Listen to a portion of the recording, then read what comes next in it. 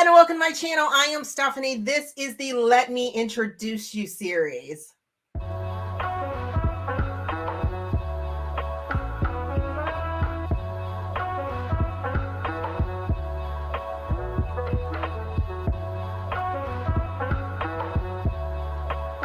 The Let Me Introduce You series is where I get to interview some of my favorite, some new to me authors and introduce them to you guys. So at this time, let me introduce you to the amazing Nana Malone. Nana, will you tell us a little bit about yourself, please? Sure. I never know what to say, but I'm a USA Today and Wall Street Journal bestselling author of over 100 sexy, feel-good romance books. If you like royals, billionaires, wealthy heroes, I am your girl, I guess. And Nana, have you always been a writer? Like, when did you get into writing? That's the question I'm asking. Well, when I was young, I wrote some really bad poetry. And I always liked to write, but I never really put it together with being an author, being a writer, you know? And that didn't really start until after I read Bridget Jones's Diary. I remember that summer, like when it first came out, like it was everywhere. And I lived in New York at the time. So like every time you're on the train or the bus, somebody's got Bridget Jones's Diary and you see the eyes in the book. I can like visualize sitting on that hot ass New York subway and I can see it. And then you would take your happy behind to Borders and you would see like kind of like the display front of the book. Like, as a reader, you don't know that that's paid placement, right?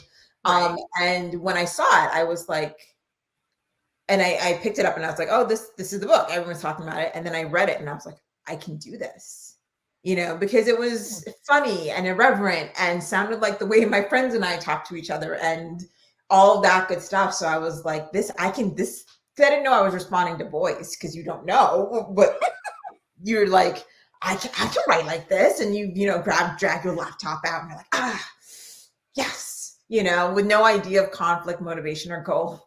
You just start. And so that's how I started. But, hopefully I learned some things along the way. And you mentioned a little bit that you write billionaires and royals and things like that. What are the subgenres that you sort of write in? So subgenres, usually there has to be a suspense element for me. There must be. I'm just like never happy if they're, just like, oh my God, it's a marriage of convenience. It's one of my favorite tropes. But I'm always like, okay, so what if we added a car chase? I was about to say, but the diamond heist. Right. Or like, what if there was a little light kidnapping? What if? So like, my books are light, but they're very capery. So like, there's got to be a thief and there's got to be this and there's got to be, like a shady business deal somewhere that like, now someone needs protecting or doesn't need protecting. I can handle myself. Right? Yes. Poor Emma. So like, I love those things. I mean, I grew up in the age, as I aged myself, oh my God, of like Dallas and Dynasty and Falcon Crest and those like very soapy, but like they had like an action edge to them, like those those particular ones. And so like I love those things, and I'm like, I want to write books like that are like you could go to a movie and be like, oh my God, yes, on the big screen. Like that's how I like to write, in that kind of like vein. So really, they're romantic suspense, but they're like this like bright, poppy, snappy suspense. Nice. So are you a traditionally published, independently published, or are you a hybrid of both? I am a hybrid. So I have 6 books. 6? I lost count, but I have a whole bunch of books with Harlequin.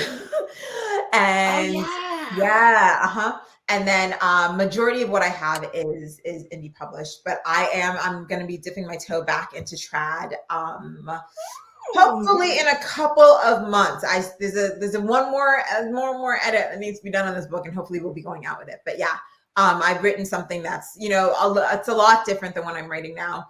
Well, I mean, not really. The character types are still the same, like kind of like really strong female characters. But no suspense, but it's like really digging into a lot of my like Ghanaian culture and Ghanaian roots. So I'm excited, and hopefully we'll be done with that to go out with it soon. very soon. Ooh, super excited. Makes me excited. So, are you inspired by personal experiences, um, television, celebrity type stuff, or is it a hybrid of both, of all? I mean, I think both, right? So if you're a creative of any type, like whether you're an artist or an author or whatever, I think you can't help but be influenced by like what you're seeing, like what it kind of input you're getting. And I always say, like, I was like, I don't think anyone can write well if they don't read, because you have to be so used to like the flow of words and how people put things together. And sometimes people will do something different that you're like, oh, that's interesting. And that will spark another idea. So I think it's important. You can't do any of that without getting your input. As for my input, I do like when I'm done editing, because I can't get a lot of input particularly when I'm editing, because that's where like the fixing of the book happens. And so when I'm done, I inhale. So I'll inhale like 5 books at once. I will, I will binge watch. So I just binge watched like all of Euphoria in like a day, Vikings Valhalla in like a night. I mean, like, and I know that was rough. I was like, it's so depressing. Because I watch Euphoria. I'm like every week gotta sit down. Yeah, I can't wait, because then I just be mad. Cause I'm like, Nate is like every wackadoo white boy you've ever seen. Yes. Yeah. We love Nate. And I'm like, right. And then of course, like my toxic trait is like, what if I meet him a character? I don't write dark romance, so he would not be one of my characters. But like, yeah, so like you're like, I'm constantly getting that input, and like I'm just sitting here just waiting for Bridgerton. I'm just waiting. Because like even just like the visual input, and like I'll watch shows like Lupin, and like, man, I watched The Tinder Swindler, Becoming Anna. Ooh, I binge watched Becoming Anna because I was like, I'm taking notes. Hold on. And then what did Anna say? I mean, and like kind of like for books, because you're like, oh, I see what they did there in that sense of storytelling. And so like you're taking all of that input, and then like it's sparking an idea, and then you're like, oh, that was interesting, but like what I really want to do is this instead, and so like, yeah, so hopefully you're getting input from all the places. And sometimes these things are like based loosely on my friends, or like London Royal and London Soul are based very loosely on my time I spent in London when I lived there. Some of the adventures are like real things, like the places that I mentioned, and like, like clubbing experience and those things, those are real. Some of the people are real. And I just mission match change them for protect the guilty. But the people are real, of the friends and the family that I made there. So it comes from everywhere. That's awesome. So you said that you're a reader. So when did you become a reader, and what is your like favorite sort of thing to read? Oh my gosh. Well, I mean, I was reading young. I mean, like, Ghanaian parents are like rough, because they're just like, you will be excellence. So like, I mean, I was reading young. By 2, 3, like 3, really, I was like dragging books around, and like, the little primer books, I would take them, and then I would like be like reading to my grandma, the words, the sight words you could see, and then trying to sound them out. And my mother was like, this child, but like, I legitimately always had a book, and a backup book, and then a backup book to the backup book. Because what if you finished? And then you'd be sitting there without a book. Clearly, I had lots of friends. Wow. So like, I mean, I read early and often, and like, I would read anything, I mean, Agatha Christie is clearly problematic now, but like, I was the only one with like a complete collection of her works, at 9, because, back then we weren't worried about people were saying about that was problematic, and you're like, oh, I'm sure it's fine. But like, I read all of those, and I was like I was reading Mary Higgins Clark when I had no business reading Mary Higgins Clark. I was reading, Mario Puzo and V.C. Andrews, and like just anything if it was on a shelf and I was unattended. But you were reading, so that you were good. You were doing the excellence to people, so I was always reading, always, and that's I read a little less now, because like I said, I get crossover like crossover in that, like I'll be writing like, you know, like best friends to lovers or something, and then all of a sudden he becomes like super alpha dirty talking, which is great, but I'm like, but that's not what happened. And then I'm like, oh, I'm reading this over, and then I realize, no. I will finish this before I go and read that, because there's too much. It's just like you just like morph the character personality, and you're like, what happened? So those kind of things. But yeah, no, I mean, I love anything like really. I love a good enemies to lovers. Like it's just there's a crackly tension there. But consequently, I also love friends to lovers. Like because 90210, like was I the only one being like, but Andrea? No, yeah, definitely wanted Andrea and Brendan to get together, but they didn't. Right? And because I was the friend, and so I was projecting. But yeah, no, I mean, I love a lot. I love things that like are really like, God, the hook has to be so good, because these days now I'm just like, oh, I get bored. And so like the writing has to be like this tight. I really like that's really my crack. And if someone can like grab me, snatch me by the edges, and like hold on tight, right, then I will immediately go and just buy the entire backlist and be like, well, guess that's what I'm doing. Like, I mean, I read Zodiac Academy. Like, I don't read a lot of YA, but I had seen it and I was like, oh, this is interesting. And I was like, okay, twins. And I was like, and then I was like in it. And before I knew, I was like on book 7. And I was like, I woke up like a week later and I didn't know what had happened to me.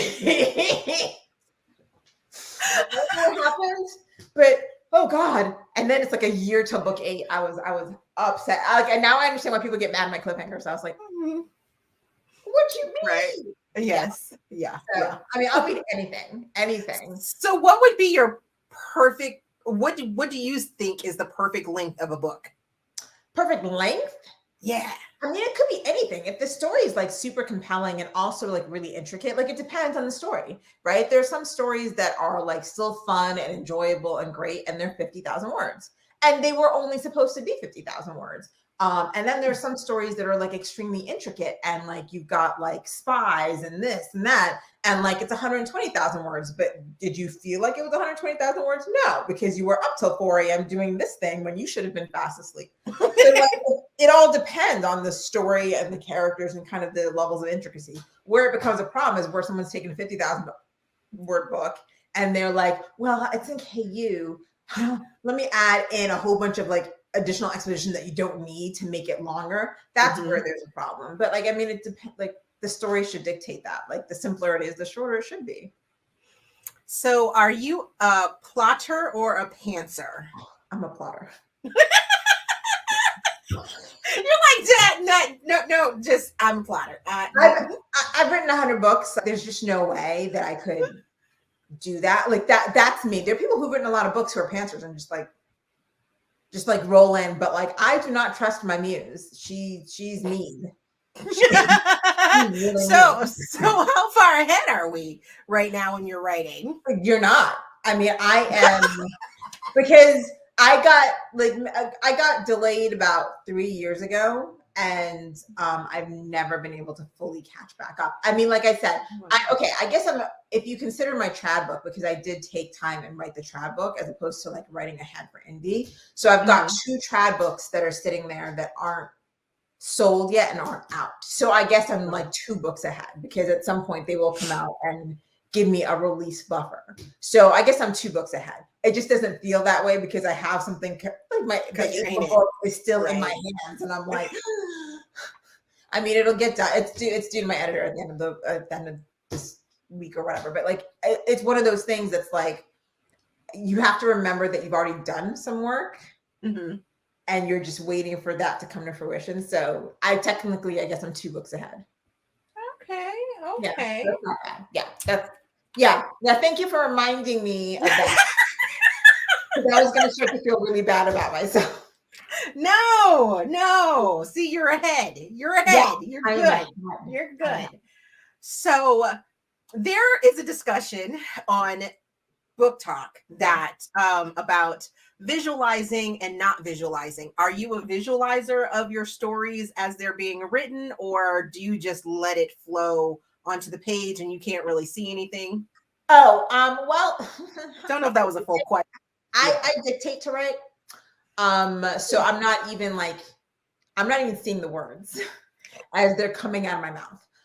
So I mean, I'm visualizing the story, especially I have a lot of fight scenes, and I do have some martial arts background. So like I have to be like, okay, so if the punch is coming this way and I'm blocking, then so like I'm visualizing, like I'm acting it out. I'm like, okay, so block, punch, and like what, okay, I can bring him down for the knee kick. Yes. And then I'm dictating that as I'm doing it. And oh my goodness. Knee, okay. And then it's like, I mean, like sex scenes are always funny because you're like, yeah, okay, so they're making out, where are they? On the couch, because that is not that's not comfortable. You're like, how in the world would they? They would end up on the floor. Right? And I was like, okay, so then they roll onto the floor, and I was like, oh, but her back. I was like, that's not comfortable. I mean, maybe that's just because I'm old. Because when you were young, you didn't care about such things. Right? Not at all. Run, burns. Who cares? Like, I mean, we've got like the ceramic tile floor, so it's like, oh, this is a hazard. This is I am old. This is so like I roll onto the ground and I'm like, ow.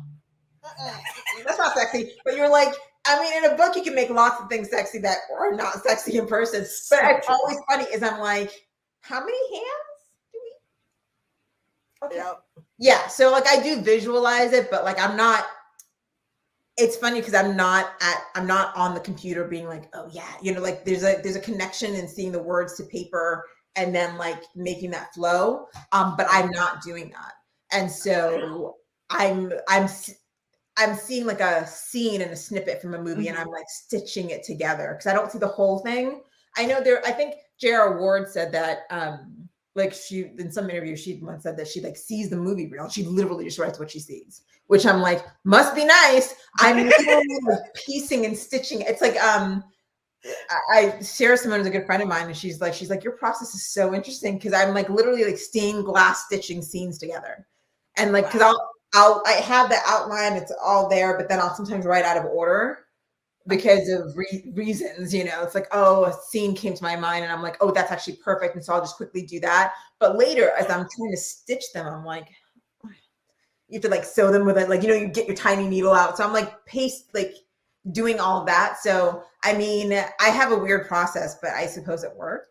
Like it does. It is so that's so fascinating because I just recently finished your which one was it? It was the first trilogy for the See No Evil trilogy. Yes, that one. And I was completely intrigued with it. I mean, I devoured all 3 books in like a day and a half, I think it was.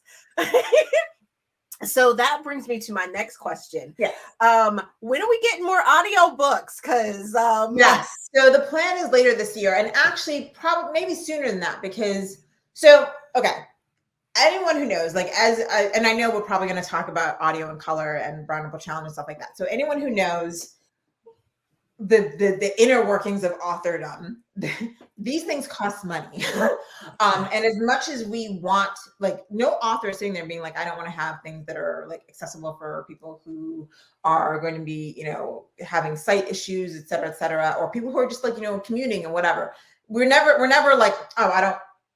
There are some people who don't like audiobooks as authors and they're like, I don't like them, but that's rare. We want to. They're just very, very, very expensive. I mean, and that said, out of the 100, I've got like 55 audiobooks. Somewhere around there. So like I've got many, many, many audiobooks. But one of the difficult things is with audio is it's very expensive and takes a minute to earn out. And so it's an investment every time you do it. And so what I'll do is look at like flagship series or like really like breakout like moments where it's like, I'm doing something different. Let's do those ones. I'm doing something different here. Let's do those ones. So like I did Cheeky Royal, Cheeky King, right? And I was like, okay, let that earn out. It has earned out, but it's like, when I look at the audiobook sales for the next 2 trilogies or 2 duets, and that I was like, I need to do them because they did earn well, but like the cost of the audio to like watch that return, I'm like, okay. And so one of the things I want to do is just bite the bullet and do it simultaneously. But I was like, I don't want to start that on books that are trilogies or duets. And so my next coming series will be like, there'll be single titles with soft cliffs to the next book. And so that's a little easier to do on single titles because it's not a commitment. Because when I did Big Ben and The Benefactor and For Her Benefit, that was all up front, like all in, and you just like you push your stack of money to the center and then you pray. And then other trilogies, like that's And so the goal is by the end of this year, really to have those second 2 trilogies done, because I mean, obviously it's important, and I only listen to audio. Really. Like if a book, I'm old and my eyes, and so by the time I'm finished working, family, and all that stuff, and I'm like, okay, it's time to read. Right. I get 3 minutes with my eyeballs, like a whole hour with an audiobook. Yes. And so it's extremely important to me. But like, I know for readers, they're always like, I want it. I'm like, that's nice. Which is why you started Audio and Color. Is that correct? Yes. So like, what is Audio and Color? And, Yeah, so Audio and Color is a grant program to help authors of color produce their very first self-produced audio. Andy Art and I had been talking about the Brown Nipple Challenge and how lyric audiobooks could support me. And at the time I started the Brown Nipple Challenge, I didn't intend for it to be a thing. I just was like, we'll read some books, it'll be great. I'll support authors of color who are writing romance. Yay! I didn't like plan it. I didn't really think it through because I don't have a lot of futuristic in me. I just was like, oh, it'll be this cool thing and it'll be fun. And then it became a thing. And I was like, it's a thing. And Lyric came back and was like, how do we support you? And I was like, tell me what you are offering, because I don't know what to tell you to do. And Andy was like, I'm so glad you asked. And so she was like, one of the first books that you had didn't have an audiobook. And I was like, yes, I remember. I read it with my eyeballs. Very tight. And it was Mia Sosa's The Worst Best Man, and it was a fantastic book. I just, I didn't have the audio on it, and she was like, listen, no, it wasn't Mia, it was someone else, one of the second or third books. And she was like, this was amazing, but like there was no audio. And she's like, I really think that like one way that we can do and like really help push this is to do something to help people produce audios. And I was like 100%, because if someone had said to me when I was starting my career, hey, I'm going to invest $5,000 in you, and it's free and clear, the things that would have done, because like you use that to produce an audio, you make an audio, you earn that money back, and you make the next audio, and then like like I was like, that would have been game changing early on in my career, back in the Paleolithic era of romance. And so Andy has a background in nonprofits and grant writing. And so we reached out to some contacts, and angel investor gave us a good chunk of change that we were able to say, hey, we can do like 6 books with this. This is amazing. And then, we really wanted to get like a wide breadth of books. And so like we opened it up and we were like, hey, anybody, please share this. People find out. Like we had people at the on the last day to submit. We're like, I want to do it. And then like, and Andy's team was really great at Lyric, because they pulled together like this like team of judges and narrators, and like to really like assess the books, and people who really like listen to audio to be like assess it and assess the books and see which ones are like the most compelling in terms of like what you want to listen to, what you keep with, like you're desperate to keep reading. And so they did a great job with that. And then like on my end, it was just like marketing, do what I normally do, pull someone on and be like, come talk to me about this, let's discuss it. And me asking them embarrassing questions like when they first saw Brown Nipple, and what it was like listening to the sexy scenes being read out loud by like some guy's voice to them. Everyone had the same response. Ooh. But yeah, so that's the Audio and Color Grant Initiative. And then the romance community was so supportive. As soon as people like found out we're doing it, we had people being like, "Where do we throw money?" And I was like, "What? Huh? I don't understand." And they're like, "We want to pay you." And I was like, "No, we have money." And they're like, "We don't care." And they're throwing Here's the more at the screen. And I was like, "That's not how." Okay, so we set up a GoFundMe. And then we got like another chunk of change so that we could do like 2 more authors, which is amazing. So it's been really fulfilling, and like just watching authors go, well, yeah, so that you guys produced that one, and then I've already got another one in the works. And I was like, yes, the whole point. That like, we can really just like, like, because any step that you can do to help someone, like just like a little pay it forward, for me, that's deeply satisfying. That's amazing. So you discussed, or you brought up the Brown Nipple Challenge, which I absolutely love. I try and do every single month that I possibly can if I haven't already read them. But I do know that your books are all of your books interracial, or no? I mean, the Harlequin ones especially, they are 3 of the heroes are Black. And so like I have some Black romance books, and then early on in my career, because my focus has always been on the women. I've always said the men are interchangeable. I am equal opportunity fine. I don't care. You can picture Idris if you want. You can picture Charlie Hunnam if you want. I don't care. Both are fine, and both I would never kick out of bed. Sorry. Right? Okay. But I started writing in 2010, and I was well aware of people's internalized biases. And I wasn't going to change, because my mission statement to myself was that, that Bridget Jones book, I wanted to write books that were funny and compelling and interesting and joyful, but featured women who looked like me. And especially when it comes to romance, by and large, most readers are women reading their books written by women for women. Mm-hmm. And I only cared about the women because those are the people that I'm trying to target to see themselves in the pages, because I never saw myself. So that's who I cared about. Because dudes, for the most part, dudes aren't reading my books. So I don't care about them seeing themselves. And what I do care about is marketing and dollars. Right. That's because it's a business for me. Like I said, I'm equal opportunity fine. I have Black romance books because I recognize that there's a difference. I know that some people don't think there's a difference. They're like, oh, Black women wrote it, so it's Black romance. And I'm like, no. Black love is a thing. And people used to ask me all the time, they're like, well, your husband's Black. And I was like, yes. They're like, well, how does he feel? And I was like, the only thing he cares about is green. So like, is the coins coming in? Is the coins right? He's like, baby, get that money. Yes. I'm like, and because I recognize that there are certain marketing things that I am always going to have to like stop and check and be like, and I have to, like, even before I get to start a book, I have to like think this through.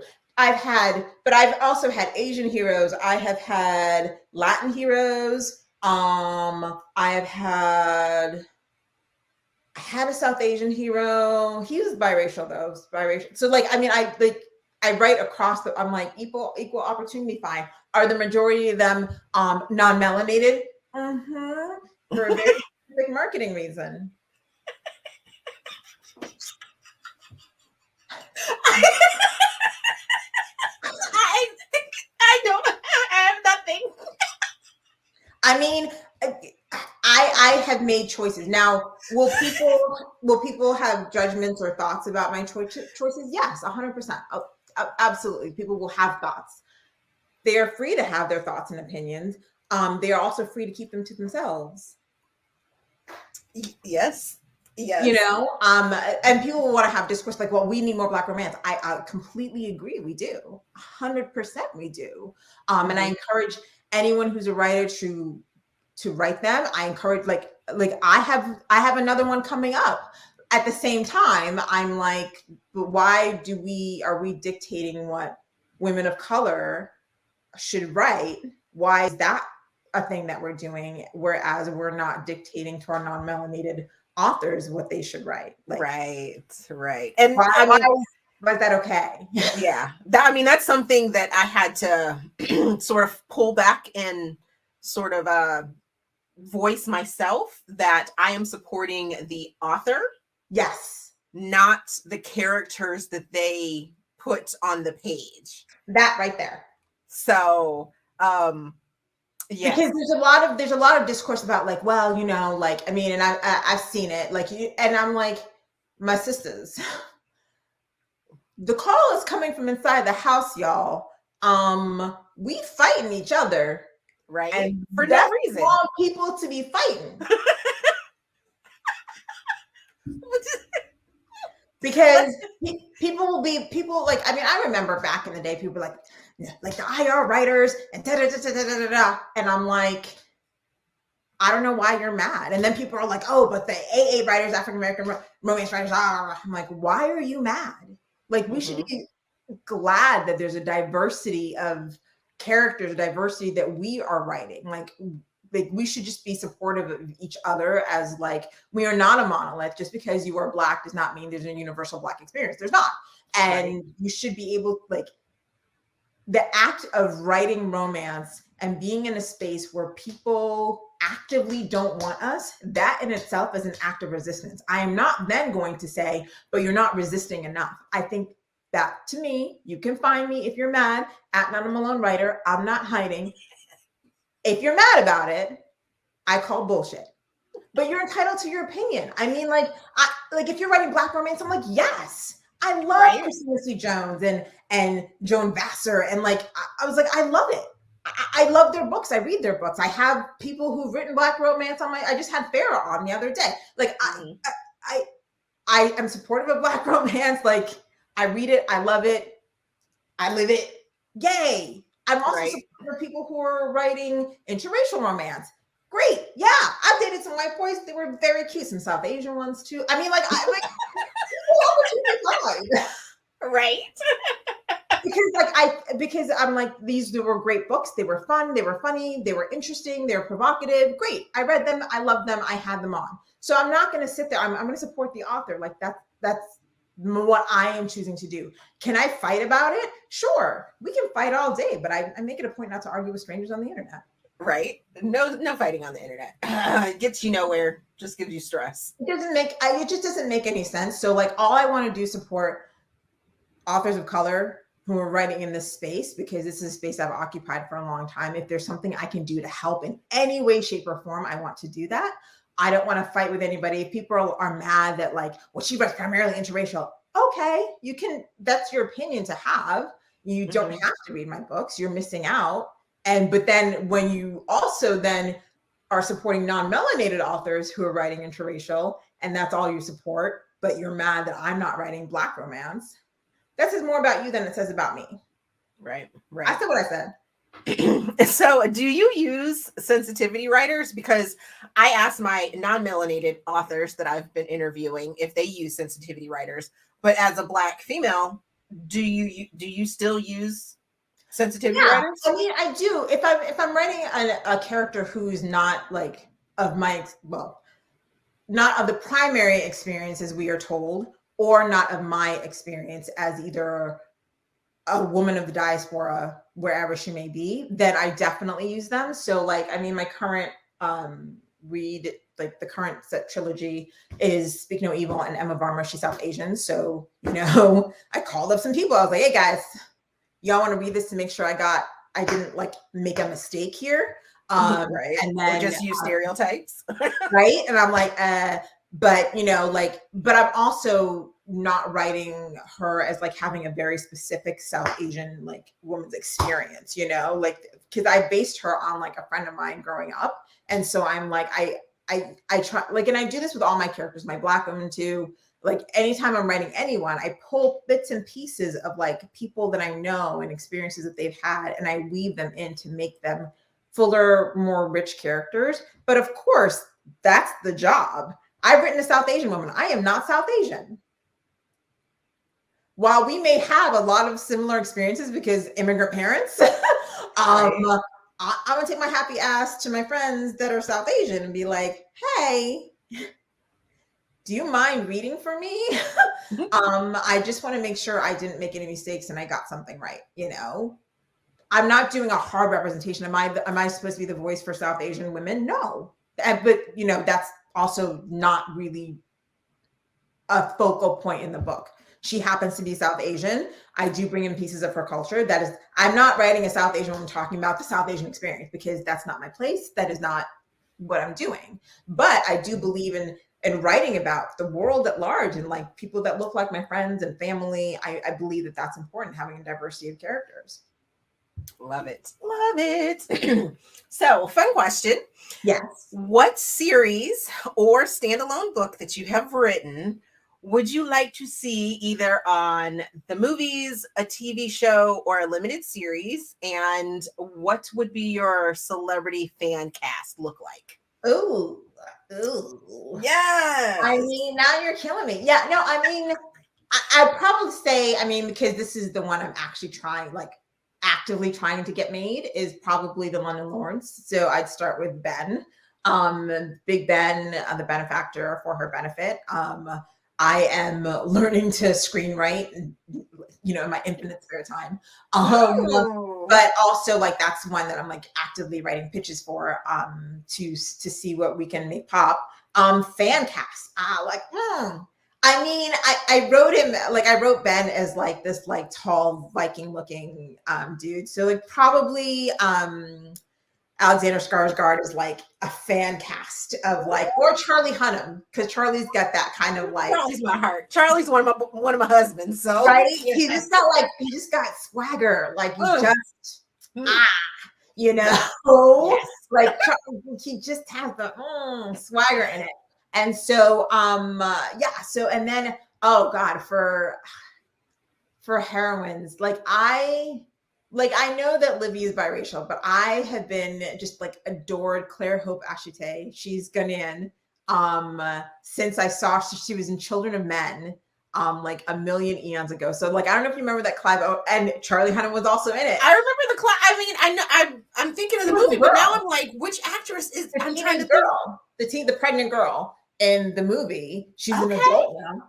And she's dark skinned and gorgeous, and like Livy's supposed to be biracial, but I was like, if it's a Ghanaian girl, we can change it. I hope I should tell her nothing at all. That's all. I mean, and I just like I think she's mostly in British things, but like I have BritBox. I watch a lot of British shows, and I think she's such like a thoughtful actor.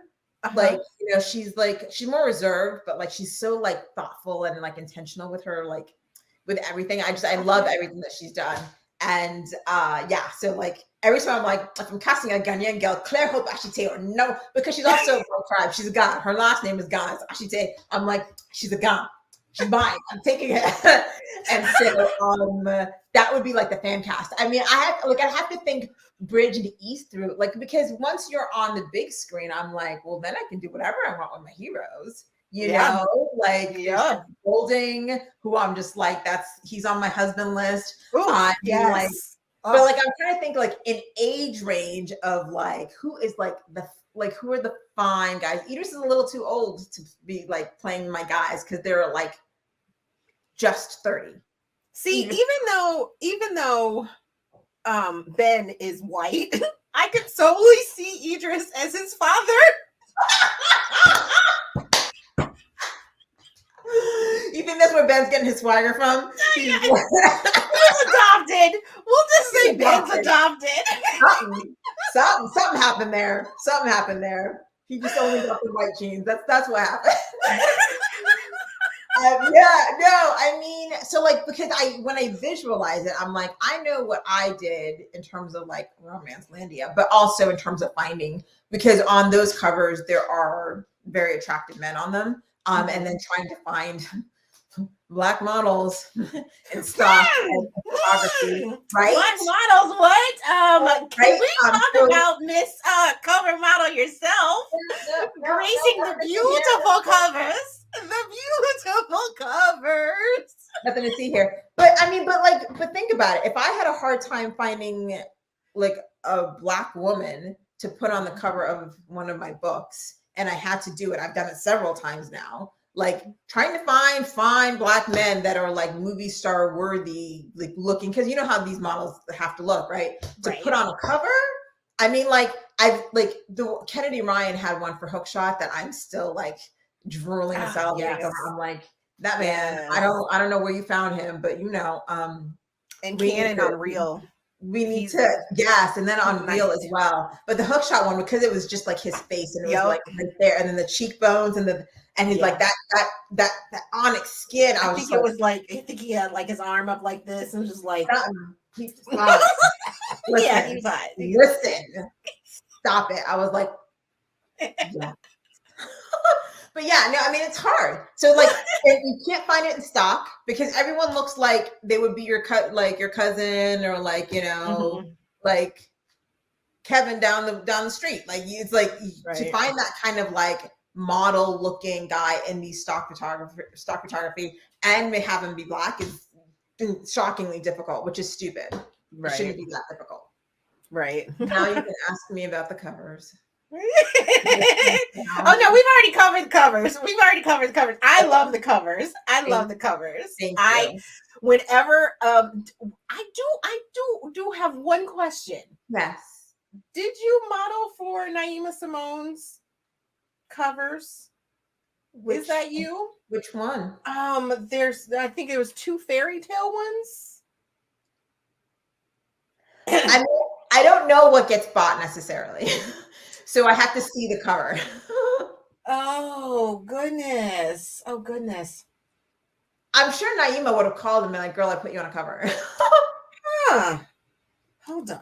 But every now and again, I get surprised. Like Sedona, I want to say Sedona Venez. Like, I didn't know I was on her cover until I randomly, something got posted on TikTok and I was like, hey, that's just me.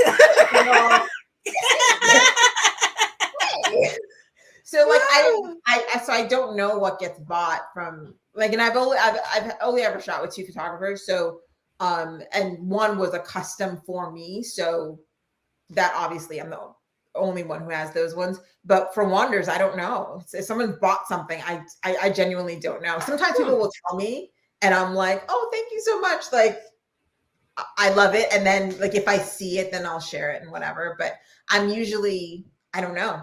Interesting. So the titles are, well, one of them I'm not exactly sure. It's called A Perfect Fit.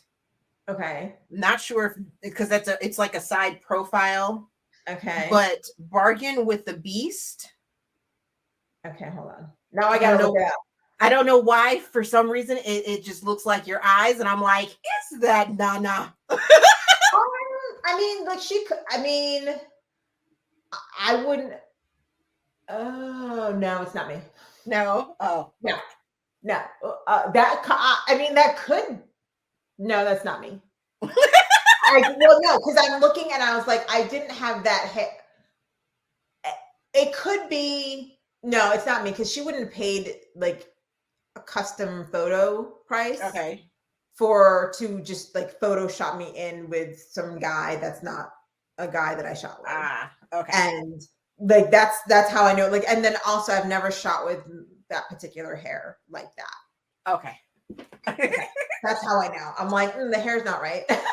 I'm like, I mean, the eyes could be me. It's hard. I mean, it's hard to know because like sometimes like when I saw Sedona's, I was like, it was so color rich and like I was like, it looked like a painting, and I was like, hey, cool. You know, so I mean, most times people will tell me that they bought me or like tag me and they're like, oh, I've got Malone on my cover. And I'm like, I just always feel so shy and awkward and like, I love it. Alrighty, so I have 3 random questions for you. Okay. Thank you for providing your favorite number. So we got these random questions. Okay. All right. If you were stranded on a desert island and you could choose one person to keep you company, who would it be? As well as what one animal would you have? And it's Who would it be? I mean, I guess my husband, because I'm gonna want sex, I guess. What? It's a deserted island. You could have anyone. Anyone? I mean, if it's anyone, then I mean, I guess I'm taking Idris. Like, because I feel like he also knows how to cook Ghanaian food, and like, I can't be the only one out there cooking. There you go. I'm taking Idris. I mean, if I could, like, if it's anyone, then yeah. Sorry, baby. You're very cute. And what animal would you have? Animal. I'd probably take like a wolf cub, because then they'll be a little imprinted on you and not likely to eat you. But they're also excellent hunters and will bring that stuff home. So, like, you know, True. Yes. Because, like, I mean, taking like a lion or another great hunter like that, that's just too dangerous, because then you become the prey, and that's not cute.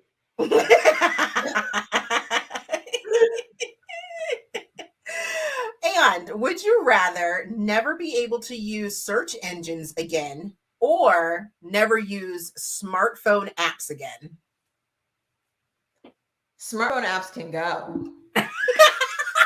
But they're so good. We love our TikTok and Meta, and we do, but they're so like, they're a time suck, and they don't actually bring.